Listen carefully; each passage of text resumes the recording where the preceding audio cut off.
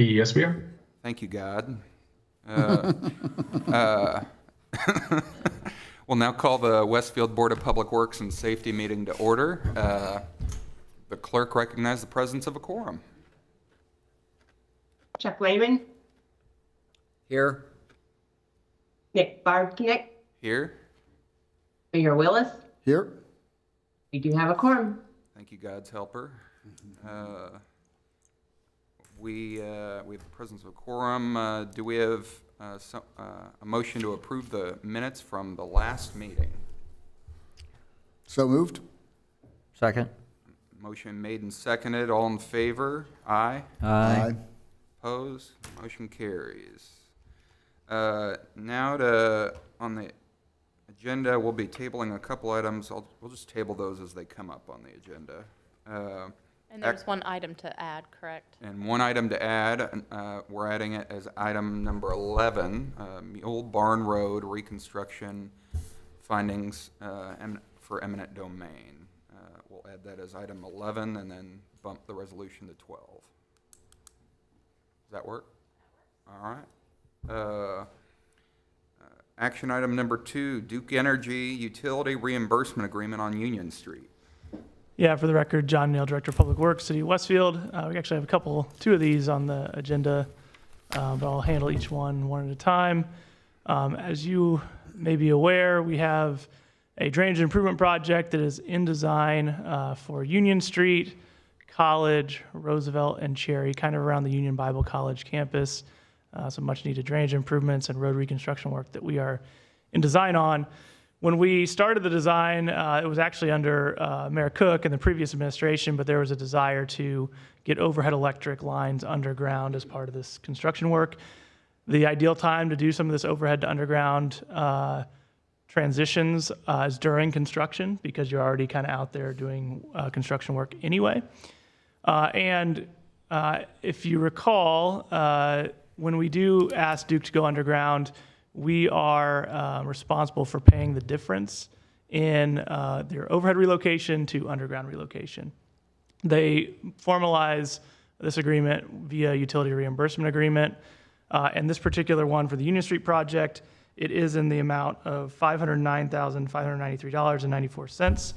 I do think there may be some room for that to come down. We're going to pay the actual cost. That is just the estimate. I think there's potential for that to be reduced even further in some design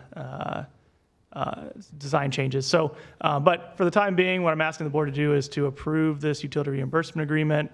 Like I said, we've reviewed it. It's in alignment with what we'd expect to pay for this underground relocation. And it really helps to sort of beautify our downtown to get some of those, what I consider to be kind of ugly overhead electric lines underground and out of sight. Awesome. Any questions? Yep.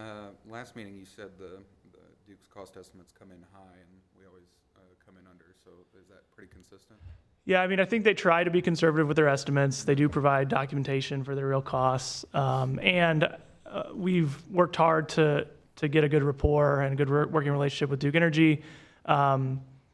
So I'd certainly like to think if there was a surprise along the way, they'd inform us and we'd put our heads together and figure out how we can get costs in line. So feel good about it and would ask for the board to approve.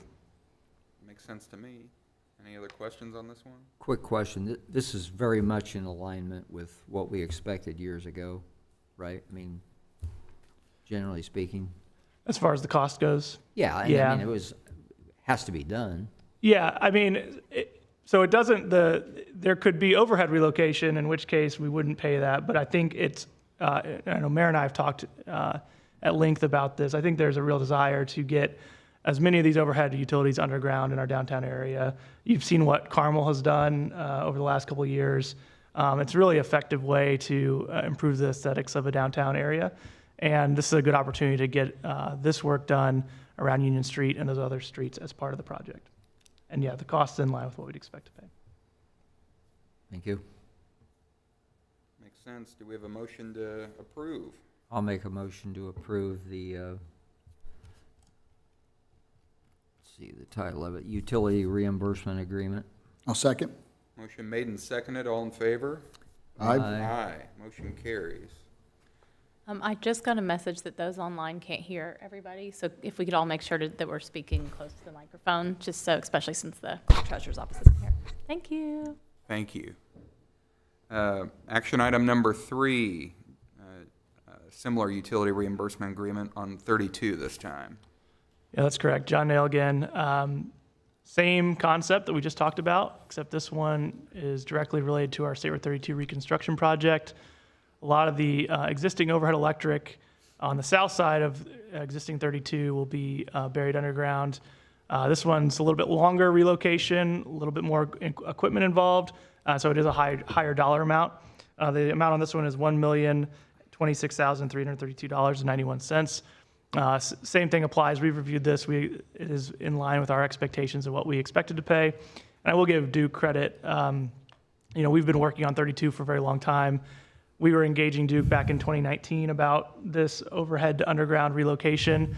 They provided some back of the envelope numbers that were a little bit lower than this number, but with given inflation, this is very much in line with what you'd expect to pay. So kudos to them for painting an accurate picture 5-6 years ago for these costs that could help us budget for them well in advance. So with that, I'd ask you approve this one as well, but I'm happy to answer any questions.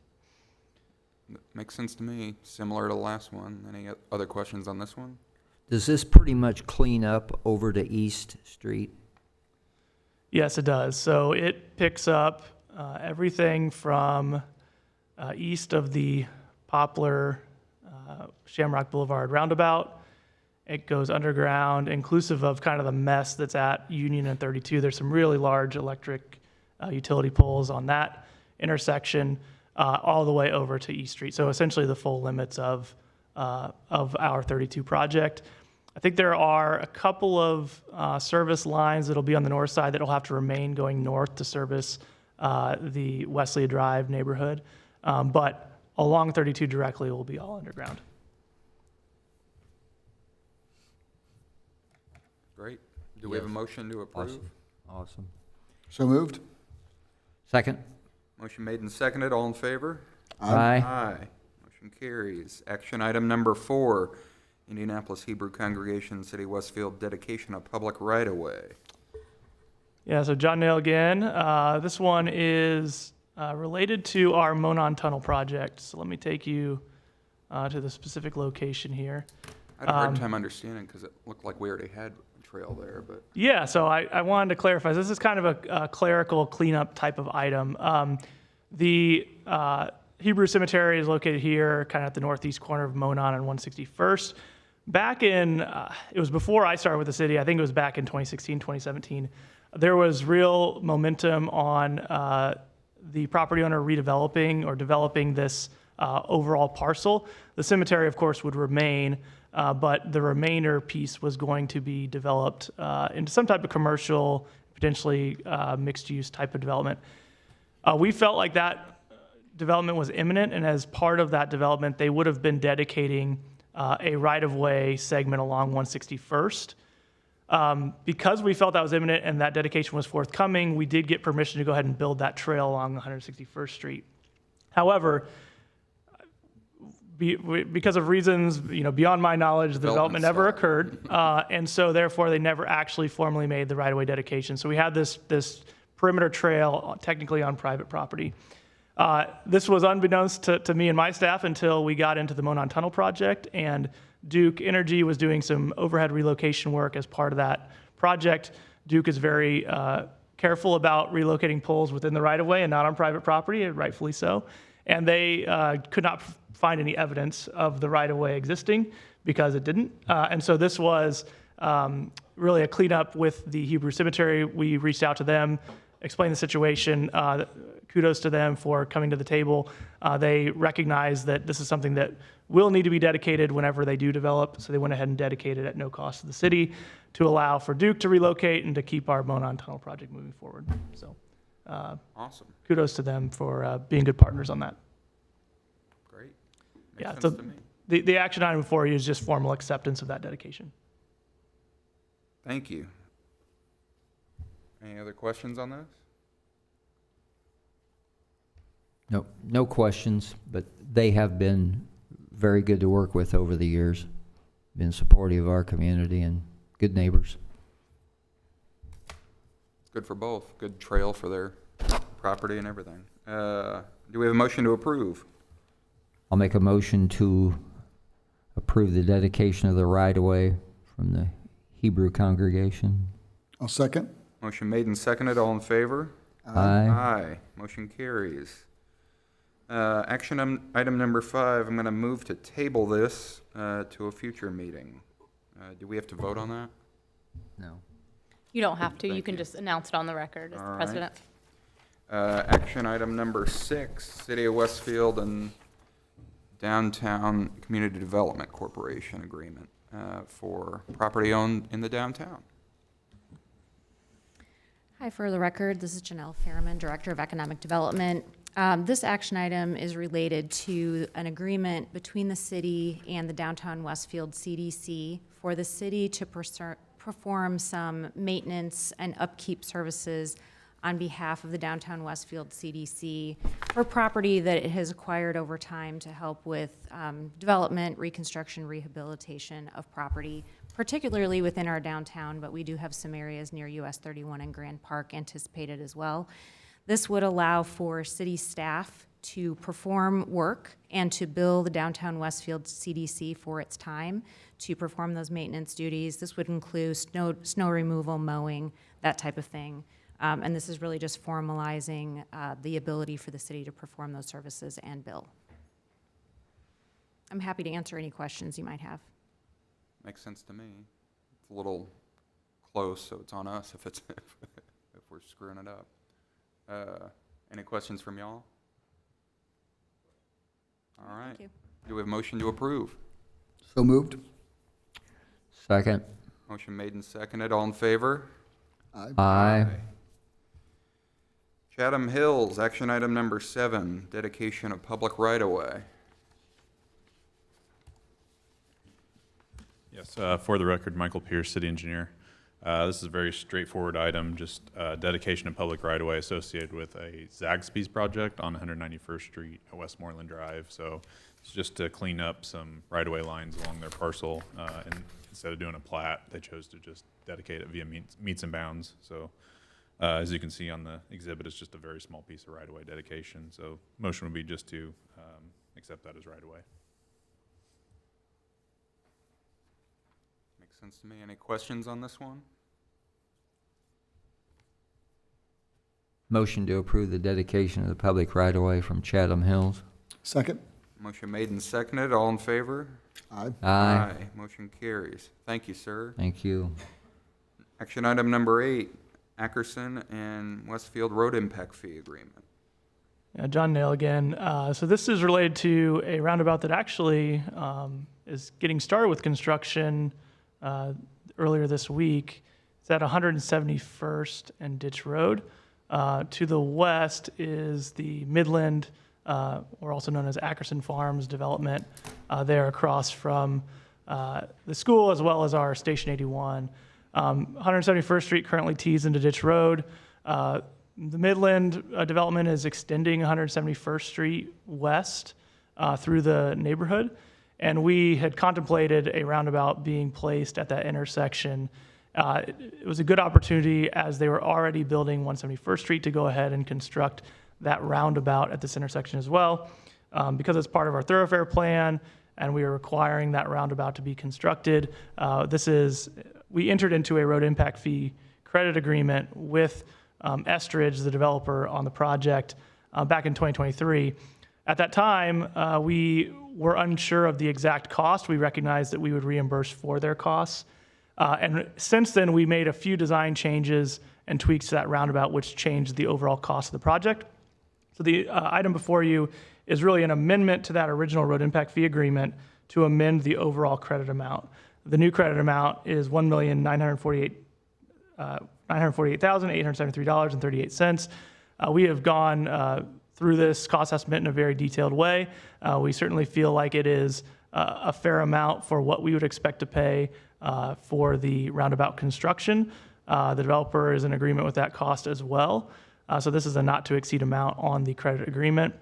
And additionally, I'll point out that when you really take into account the total project cost of a roundabout coming through, if the city were doing this, not just the construction cost, but the design, the right-of-way acquisition, the inspection, this is a pretty good deal for the city to pay less than $2 million all in for a roundabout this location. So I think it's a win-win. It's a good entrance for the Midland development as well, so they're excited about it. And I would just ask the board to formally approve this road impact fee credit agreement amendment to reflect that change in credit amount. Any questions? Yeah, I'm sure that is pretty cheap, but with LTAP rules, it would be a lot more expensive, I'm sure. Yep. Is Ackerson Farms the former owner and they sold to Midland, or is that the development company operating it? Yeah, so the Ackerson family were the original owners of this ground. Estridge Development is the developer on it, and the formal name of the neighborhood is Midland. Yeah. Okay. I think the Ackerson Farm name has been out there for a couple decades. I think maybe the PUD originally was called that at some point. I don't remember all the history there. Yeah. The ink has faded. Yeah. Been so long. I missed the memo. They've started that? Yeah, so so one important thing about this roundabout specifically, because of the location of the fire station, there will only be a closure on the east leg for construction. So Ditch Road north-south will remain open throughout the entire construction. That was an important location to make sure our fire department could get up to State Road 32 to respond to emergencies. So the design in place had to be very specific to allow for construction phasing to keep north-south traffic open. Once 161st and Spring Mill is open to traffic, then we will allow a closure of that 171st leg, but not until that roundabout is complete. And so there's very specific phasing with this roundabout that we had to take into account when we were doing working with the developer on the design of it. Obviously, the chief is pleased with the size, shape. Yeah, we run what's called auto turn, so we have templates for fire trucks to make Got sure it. that they're clearly making that movement comfortably. But yeah, to And your often. original point, Chuck, the construction has started, although it has started offline of Ditch Road, so there's some shoulder excavation that's been done. We got some barrels out there, but just getting started this week. Thank you. Makes sense to me. Do we have a motion to approve?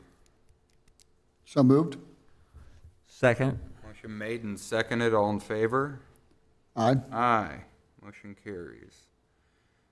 Action item number 9, Civic Plus Master Service Agreement, Statement of Work Addendum. Good afternoon. For the record, Danielle Carey-Tolan with the City of Westfield.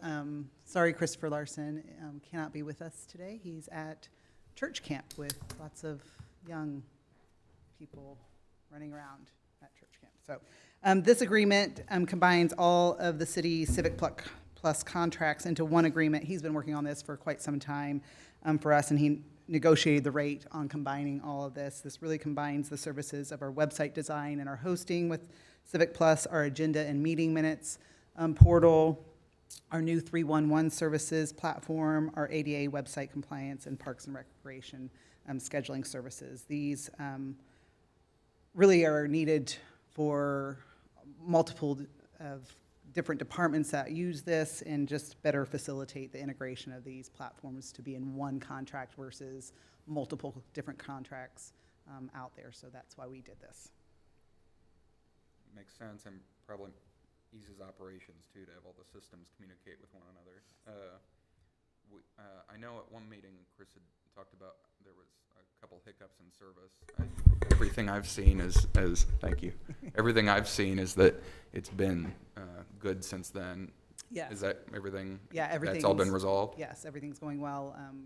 We have a new platform that's getting ready to roll out here soon with community development on permitting and applications through that. And again, that's part of this integration. So again, just switching new websites, you always have a little hiccup here and there, but it's easy to use on the back end. Everybody's getting used to it on our staff, and we just continue to upgrade it, and we hear that we need changes done.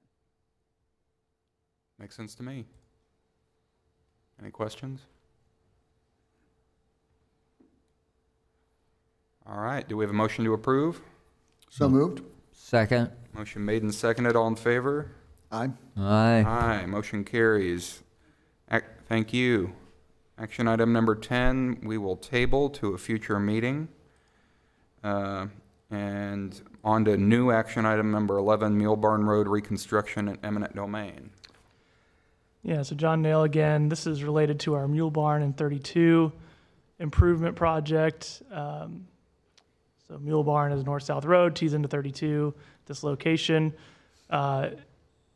With this project, we're adding some turn lanes as well as widening Mule Barn Road. The two parcels on the northwest corner of this intersection were impacted, and we needed to acquire right-of-way from these two Ely parcels as part of the project. So we couldn't come to an agreement on initial offers. We did utilize eminent domain. The court appointed appraisers, and before you is the shared agreed price that we feel both the property owner and the city feel are fair prices to pay for the acquisition. It's the formal court document, and once we make that payment, we will have access then to that parcel and that right of way. So the total amount is $94,700. It's roughly, I believe, if memory serves, about 0.2 acres of right of way that we're acquiring there on 32. And importantly, it essentially settles the case and it avoids, prolongated jury type actions. So I know we feel good about it. I think, Caitlin, you feel good about it as well. We would ask for formal approval of this acquisition and payment. Makes sense to me. Any questions on this one?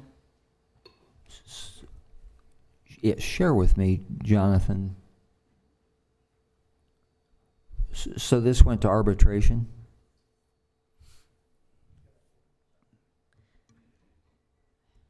This one did not. This one, there was a uniform acquisition offer. They either rejected it or did not respond. I can't remember which one. The next step would be to file for eminent domain. And so that's when the court appoints 3 disinterested appraisers. They came back, and then both sides agreed, we won't contest this. If you don't contest this, because if someone does, then it proceeds to mediation, potential hearings, trials, continued legal fees. So it was in court, but there was not mediation or anything yet. Didn't go to that step. Correct. Got it. What did we originally offer? Do you remember? I mean, don't was it remember close? I don't remember off the top of my head. I don't believe it was too wildly out of character, but I can't remember the exact number. Right, but we've been messing with this for too long. Yeah, the eminent domain cases do tend to drag on when the courts get involved, but importantly, you get 3 independent appraisers that put their eyes on it and come to an agreement on what that price should be, and that's a good way to kind of break through, and both for the property owner and the city to understand this is a very likely a very fair price for the acquisition. Cool. Good resolution. Good deal. Do we have a motion to approve? I will make a motion to approve. I'll second. Motion made and seconded. All in favor? Aye. Motion carries. Resolution, action item 12 now. Resolution by the City of Westfield Board of Public Works and Safety declaring certain personal property to be surplus for Westfield Police Department's retirement. 32 years, I believe.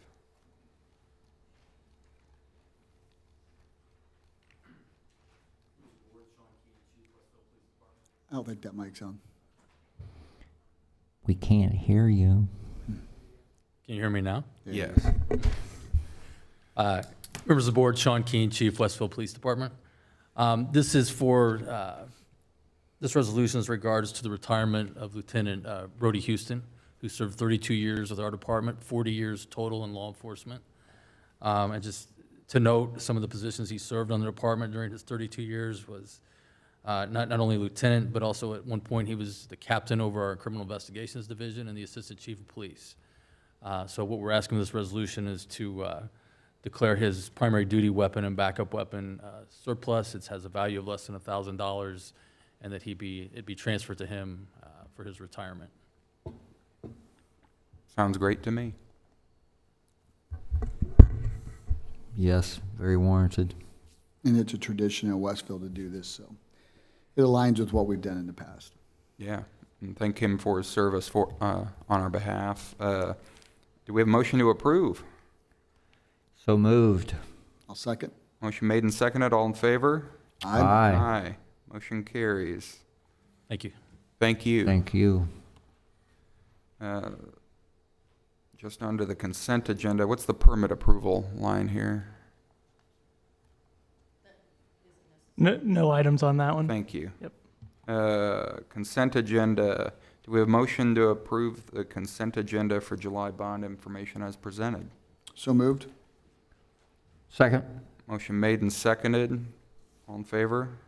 Aye. The consent agenda is approved for July bond. Department reports. Fire.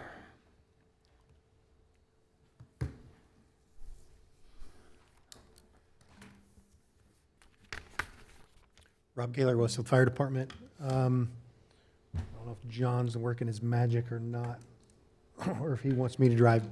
But month of June, we saw a 10% increase in call volume compared to June of '24. Overall this year, we're 10% higher. Overall calls compared to where we were last year. Thank you, sir.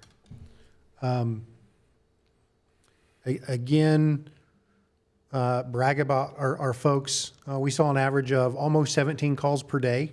The average turnout time was 1 minute and 7 seconds, and just over 1,100 apparatus responses for the month. A lot of big things kicking off and taking place in the fire department. So instead of just data dump on everybody, today, as mentioned earlier, was the kickoff for Colts training camp, again, hosted here in the city. And so that's really like the kickoff for special events. So public safety is both police and fire are going to be tied up for the next at least 6 to 9 weeks, dealing with various sporting activities throughout the city. We've got the Colts camp, Live Golf, our first home football game. And then as we break into the early part of September and October, Homerama again up in the Chatham area. So a lot of special events and things taking place throughout the city that both the police department and the fire department are a part of. And Chief, if I'm stealing anything from you, I'm going to apologize now. One thing of note, last week, the city council approved an ordinance to assess fees to residential care facilities. Hot topic typically at the Board of Public Works, how many runs and what's going on at those facilities. And so through the city administration and the council's work, we are able to pass one of the first of its kind here in the state of Indiana. There are some other communities out there that do similar things, but the social media posts and some things that you have seen, by and large, has been overwhelmingly positive. Yes, there's a few naysayers or people that don't fully understand the intent behind everything that's going on, but by and large, for the fire department, we had 68,000 views on one post in less than a week's time frame. Typically, we run about 6,800. So a significant change there. And like I said, positive. I've had chiefs and agencies from across the country reach out and ask for details on how and why. I was on the phone with a chief in Illinois till 9:30 the other night, talking about it and sent him some information on what needed to take place or what we felt was needed to take place. And as far away as New Jersey. So we did make some national news, and again, everything's been positive. We're not the first in the country to do this, but I think we're on the leading edge when it comes to what public safety for the city of Westfield does is being looked at on the grand scheme of things. So happy to answer any questions you folks have. No, that's needed. Thank you to the mayor and the city and the fire department for working on that. As fast as we're growing, you know better than I do, leadership like that's needed. And so it'll be interesting to watch these numbers as that policy rolls out and goes into effect, and to hear how that changes the conversation that you have with those care centers. Yeah, Thank and you. just again, just to reiterate to everybody, once 911 is called and we get there, we're going to take care of the problem. We're not taking runs. We're not taking care of the citizens. There's just an educational component onto it, and we'll be addressing some challenges that we have with some of the facilities. So, thank you. Thank you. Thank you. Police Department, Chief Keen.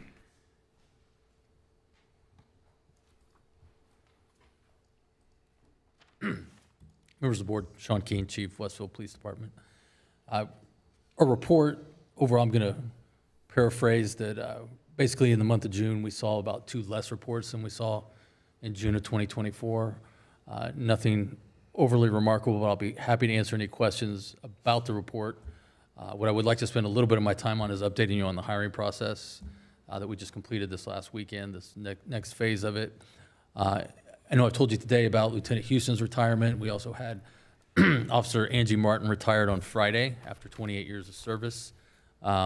So as we look at, we have about 4 vacancies currently from our budget allotment for 2025. Some of the delay in filling those has been, as you know, we now have a merit board in place. So that process is running. We look to have a new hiring list probably around October.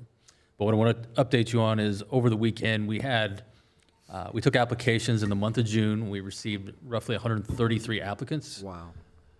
Of those, 67 showed up to take the written test and the agility test, which is about what I'm used to. Of those that passed, we have a number of 50 right now. So as we begin the stages of collecting their background information, birth certificates, things of that nature, we start with the number of 50. Like I said, we're about 4 down right now currently from the last 3 retirements and 1 resignation. And then as we go into next year, this list will last for the next 2 years. I just wanted to update you on that process. We look to have that done around October with the merit board. I know they've been working through it pretty hard. But that's kind of the results of our most recent hiring pool.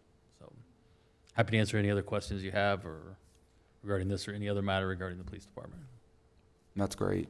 No, thank you, Chief. In general, will we see officers, will we see applicants that are currently certified or policemen? Yeah, I don't think Policemen anything will and change women? as far as when we do the swearing in. They'll still, or the process that this board actually approves, we'll still bring those names to you as usual, but the merit board itself will compile Right. that list. I'm sorry, my question wasn't, do we have to send these people off for training? Or Excellent question. So of those 50, 19 are working at other departments currently, so they've already been through the police academy. 31 have no prior experience. So what will happen now is the merit board will create a matrix when they go through the hiring process, and they will allot certain points for certain qualifications such as military experience, educational background, and prior law enforcement experience. So that's how they'll rate those as they create that hiring list, but 19 of the 50 have prior experience.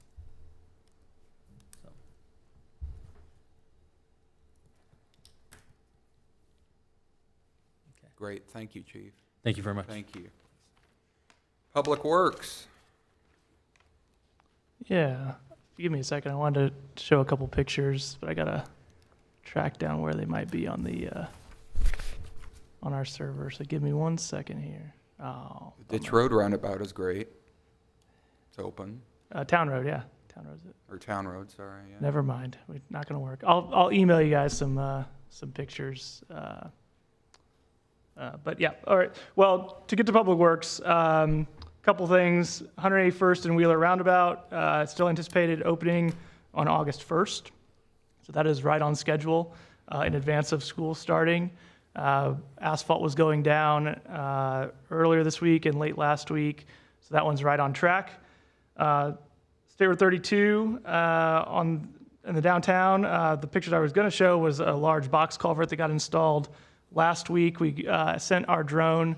Our communications department does have a drone to take aerial photography. We got some really cool drone shots of that installation, and I will email you those pictures since I didn't have them up on the screen ready to go at this meeting. And then to your point, 151st in Town roundabout is open to traffic as well. So that one's functioning well. We're looking at early August to start just south of that intersection, the roundabout at Town and what I'm calling Old 146th Street. That'll help service that Lifetime Fitness that's being constructed, as well as some of the development on the east side of Town Road in that area. And then I mentioned 171st and Ditch roundabout is starting this week. So some work outside the limits of Ditch Road. Some storm sewer will start getting installed, things of that nature. There's some temporary pavement that will go down to allow for that north-south traffic to remain open during construction of that roundabout. On the negative side of things, 161st and Spring Mill roundabout remains closed at this time. This has kind of been our problem child this summer with respect to utility conflicts in the intersection. We hit yet another utility conflict with a gas service line. It wasn't actually hit, but it was identified on site earlier this week. It was a gas service that had been relocated previously by CEG, but they relocated it too shallow. It was in conflict still with an underdrain. On the project, CEG is getting back out there Monday to relocate again that service line, unfortunately. And we are getting with our contractor to get an updated schedule on that, but the most recent update was late August as a open to traffic date for that roundabout. So definitely very frustrated on our end. That one's well past when we should have had traffic open. And we will certainly be investigating and kind of doing a postmortem after we get the project done to figure out what we could have done better, what our consultant could have done better, and what our contract could have done better to improve in the future. So I want to be transparent about that. We are behind schedule on that one, and we are working diligently to try and get it open as quick as we can. On the street department side of things, keep an eye out. The street department will be self-performing some demo work on Park Street.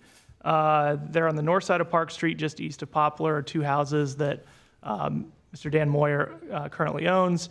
We are going to be doing some demo work and some temporary parking lot construction there to help provide additional parking for some of our Park Street residents and other downtown businesses. Sometime in August, we'll be working on that, so keep an eye out there. And then also, I'm hopeful by the August meeting, we'll have a snow removal RFP in front of you for review and approval. You're probably aware of this, but we do hire 2 contractors in the city to handle snow removal within neighborhoods on large snow events. It helps our street department focus their plowing efforts on our big thoroughfare roadways, and our contractors go out in the neighborhoods to clear snow. That contract is a 3-year contract. It's up at the end of 2025, so we are starting that RFP process for the 2026 to 2028 contract for snow removal efforts. So you'll hopefully be seeing that in August for an approval of the RFP format, and then we'll move forward with that process from there. With that, any questions? No, thank you. That's a great update. All right. Anything else we've missed here? Do we have a motion to adjourn? So moved? Second. All in favor? Aye. We are adjourned. Thank you.